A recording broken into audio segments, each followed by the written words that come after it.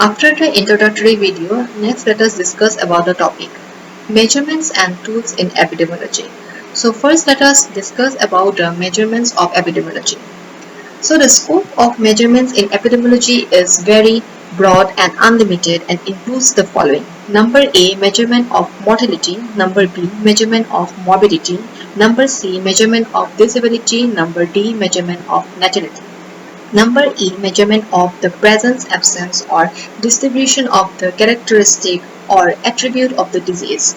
Number F, measurement of the medical needs, healthcare facilities, utilization of the health services, and other health-related events. And number G, measurement of the presence, absence, or distribution of the environmental and other factors suspected of causing the disease. So next let us discuss about the tools of the epidemiology. So rates. A rate measures the occurrence of some particular event in a population during a given period of time.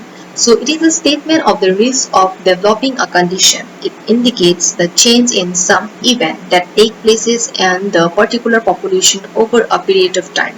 So for example of a typical rate is a death rate.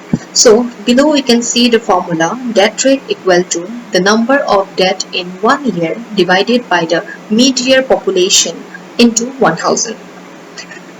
So let us see about some of the other examples of rate, that is number 8, that is the crude rate. So these are the actual observed rates such as the birth or death rates. So crude rates, it is also known as unstandardized rates.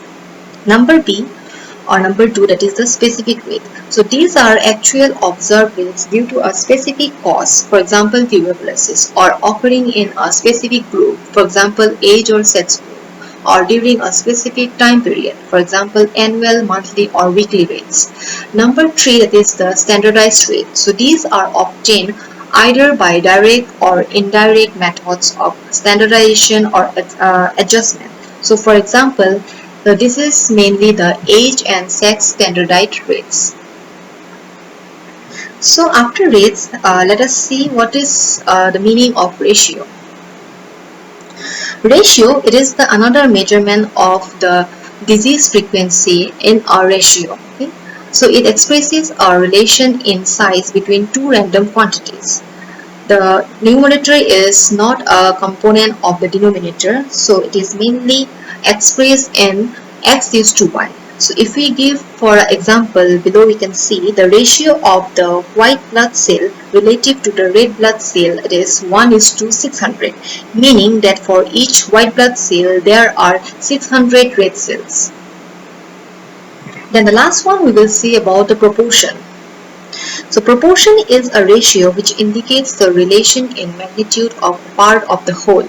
The numerator is always included in the denominator.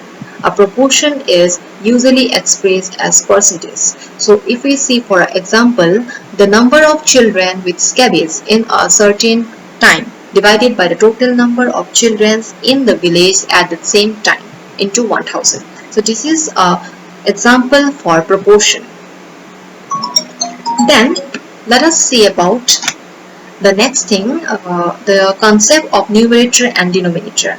So when we talk about numerator, it refers to the number of times an event, that is for example sickness, birth, death, episode of sickness has occurred in a population during a specific time period. Then next let us see about the denominator. So denominator may be related to the population, and number B, it can be related to the total events. So when we talk about related to the population, so what denominator we can take, let us discuss one by one, or what are the points, let us say. So related to the population, number A, the mid-year population, because the population size changes daily due to birth, death, or migration, the mid-year population is commonly chosen as denominator. The midpoint refers to the population estimated at the 1st of the July of a year.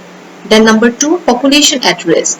So this is an important concept in epidemiology because it focuses on the group at risk of the disease rather than on an individual. Then number 3, that is the person time. So in some epidemiological study, a person may enter the study at different time. Consequently, they are under observation for varying time periods. Then number 4, that is the person distance. It is a variant of the person time, is a person distance. For example, passenger miles. Then number 5, it is a subgroup of population.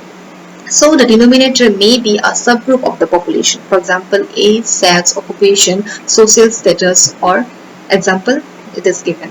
Then number B, when it will be related to the total event. So what happened? A denominator may be related to the total event instead of the total population, as in case of the case fatality rate or the case infant mortality rates. So these are some of the examples that is mainly used for denominator.